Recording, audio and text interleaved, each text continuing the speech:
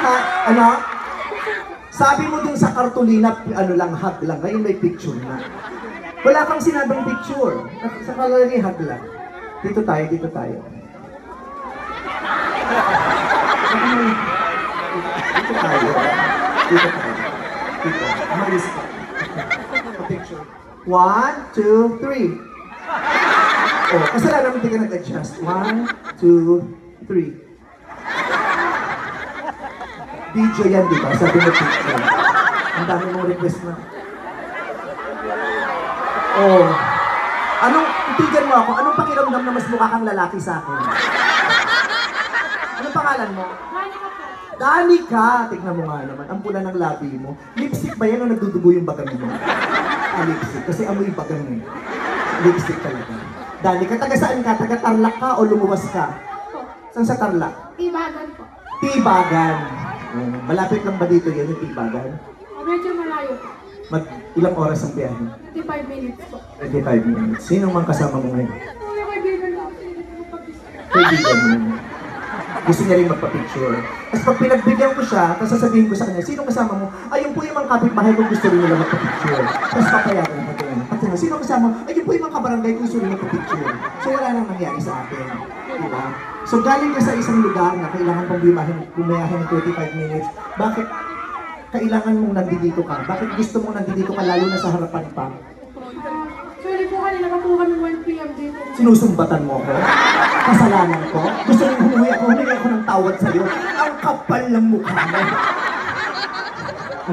Road work ko lang syempre bago po magpunta. Very good.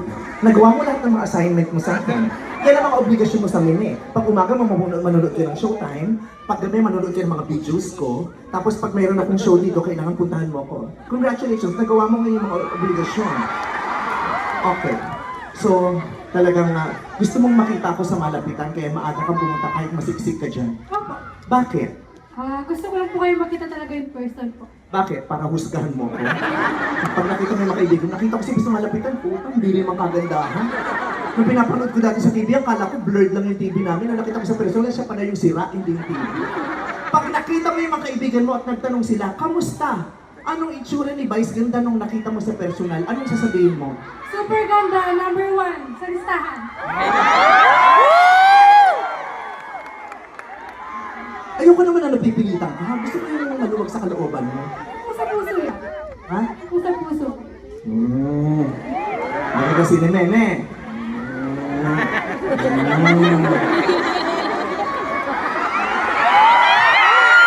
Ako huwag masyadong kumaway kasi naka-spaghetti strap ka yung bebe mo, gano'n ang gano'n.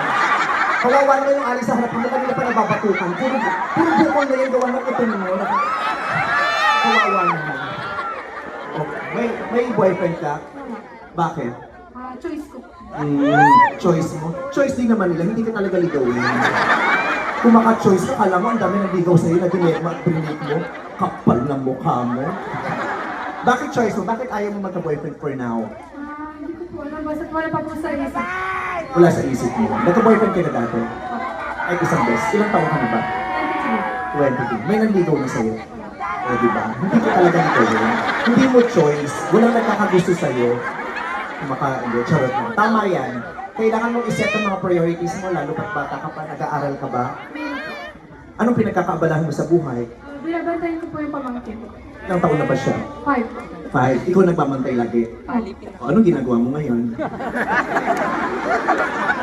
Yun ang alam ang gagawin mo sa buhay, hindi mo pa ginawa hanggang gabi. Sa school, inahatid mo sa school, at sinusundo mo. Tulad na siya ngayon. Paalam ka naman sa ate mo na pupunta ka rito. Nasa abroad po siya. Saang bansa? Jordan. Siya ang breadwinner niyo. Okay. Babait ka naman na kapatid. Mabait ka naman. Mukha ka talagang mabait in fairness. Masaya kong na-meet kita. Okay, yun niya ha. Sino? Akitin ko din. Sana pala siya nalang tinuro mo para hindi ko ang pinaakyat ko. Sinong kaibigan ba? Babae din? Yeah! Puro babae yan!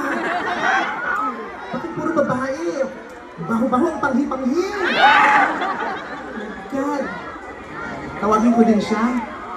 Alika, ito ko. Ito mga babae. Oh. Bilikit din yung ari niya sa bahay. Tapos pag alis na yun, nasa unahan na ganun sa bahay. Kasi, parang ang lansa ng bahay. Ha? Dalawa na nga utong kung inatnat mo pa yung isa. Pangalan mo? Michelle po. Richelle. Pag tinatakpan mo yung mukha mo ng sombrero mo, pati, hindi ka kasi maganda. Nauunawa mo. Ibaba mo pa. Nakakaabalan. Si Richelle. Best of friends kayo? Yes po. Talaga. Gano'n na kayo katagal magkaibigan? Since 2017. So ako pa magkukompute. 5, 17, 8 years na kayo magkaibigan. Yes po. Okay. Anong alam mo tungkol sa kanya na hindi alam ng lahat? Ano? Ano? Tapos gaganyan-ganyan mo ko. Kung tinisan ko yung pimple mo sa baba. May boyfriend ka na? Yes po. Ito malandi. Ikaw, hindi ka muna kasi ikaw. Nasa boyfriend mo? Nanonood doon. Nagkasamang ibang babae. Bali na po kami ng kaibigan ko. Sino kasama ng boyfriend mo ngayon? Siya lang po. Sino nang sinabi niya? Sa palagay mo, loyal yun? Yes po. Tama. Huwag mo umasang loyal yun. Hindi, joke lang. So, nandito din siya, kasama mo siya, pero magkalayo kayo ngayon. Nandun po siya doon. Anong pangalan niya? I-shout out mo. Brian Fider po. Brian. Fider po. Nabasa ko kanina sa horoscope. Yung mga pangalan daw ng mga lalaki na sweet, Michael. Sa 2025, yung mga Michael daw sweet. Tapos yung mga Francis daw mababae. As yung mga Brian daw maliliit ari. Totoo? Ano no? Ba't iniiwasan mo to? Bakit takot ka ba sa mga ganitong hugis? Kapag gano'n ng gano'n, may masama ka bang karanasan sa ganito? Hindi mo alam. Sabi kasi sa horoscope, yung mga Brian daw, pangalan ng mga lalaki na maliit yung bird. Totoo ba yun? Ikaw daw ang nakakaalam. Ano to daw? Ano to? Share a boyfriend, win a friend? Hindi. Napicturean mo na ba kanya? Hindi mo ba i-ready?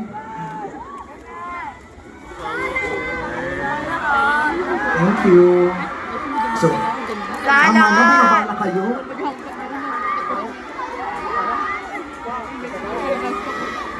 Thank you very much. Okay, bye. Thank you. Kaya itong babaeng, gabi na amoy araw pa. Umi-standby ka sa bubong, no? Nag-aalaga ka ng kalapate. Hindi bubong. Okay. So for now, baka mapagalitan ako ni Governor Susan, sabihin chika ako ng chika. Kailangan ko pang kumanta. Nasaan yung ano ko? Yung ayun. So,